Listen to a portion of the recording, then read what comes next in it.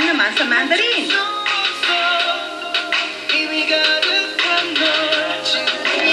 Inspirasyon daw ng magbabarkadang ito ang K-pop group na EXO. Kaya nga sila mismo bumuo ng sarili nilang boy band, ang Black Moon. Fan na po talaga kami. So before, bumibili na kami ng mga poster, ganyan, yung mga necklace. Kasi nauso na po yan, yung mga t-shirt, ganyan.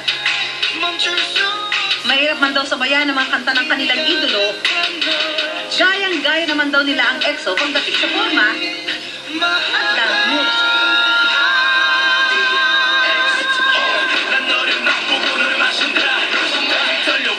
Yung music nila, siyempre yung pinaka-ibang-iba sa ibang K-pop group. Kasi medyo trance, electronic, dance.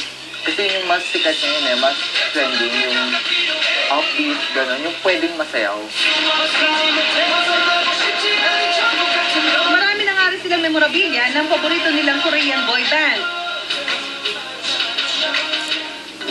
Pero bago sumikat ang EXO, nauna nang tinilian ng mga Pilipino ang Korean boy band na Super Junior.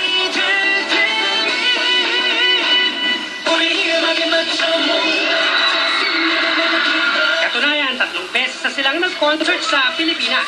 At nag-number 1 ang kantang Naman ng Super Junior sa mga bansang tulad ng Thailand, Taiwan, Hong Kong at Pilipinas. Ito rin ay kanilang kinanta sa ikatlong concert nila sa Pilipinas.